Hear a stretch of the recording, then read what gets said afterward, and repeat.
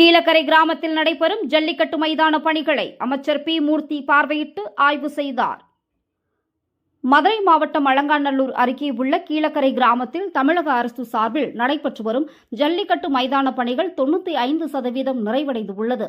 வணிக வரி மற்றும் பத்திரப்பதிவுத்துறை அமைச்சர் பி. மூர்த்தி, மாவட்ட ஆட்சித்தலைவர் சங்கீதா, சட்டமன்ற உறுப்பினர் வெங்கடேசன் ஆகியோர் பார்வையிட்டு ஆய்வு செய்தனர். தொடர்ந்து அப்பகுதியில் சிறப்பு விருந்தினர் அமருமிடம், பார்வையாளர்கள் அமருமிடம், வாடிவாசல் கேலரி பகுதி, ஜல்லிக்கட்டு காளைகள் ஆய்வு செய்யும் இடம், மாடுபிடி வீரர்கள் அமருமிடம், மருத்துவர்கள் அமர்ந்து பணி செய்யும் இடம், பத்திரிகைத்துறை, வருவாய்த்துறை, மருத்துவத்துறை, உள்ளாட்சித்துறை பிரதிநிதிகள் உள்ளிட்ட துறைகளுக்கு ஒதுக்கப்படும் இடங்கள், ஜல்லிக்கட்டு காளைகள் கேலரியில் இருந்து இறுதியாக வெளியில் செல்லும் இடம் வரை சென்று ஆய்வு செய்தனர். தொடர்ந்து அமைச்சர் பேட்டியளித்தார். அதில் தமிழக அரசு வழிகாட்டுதலின் பேரில் சிறப்பாக ஜல்லிக்கட்டு மைதான பணிகள் முழுவீச்சில் நடைபெற்று சிறப்பான முறையில் பணிகள் நிறைவடைய உள்ளது. இந்த கட்டிடத்தினை விரைவில் அரசு சார்பில் திறந்து வைத்து மக்களுக்கு அர்ப்பணிக்க உள்ளோம். இதேபோன்று எண்ணற்ற திட்டங்களை அரசு சார்பில் தமிழக முதல்வர் மாண்புமிகு தளபதியார் அவர்கள் செயல்படுத்திக் கொண்டுள்ளார் என்று தெரிவித்தார்.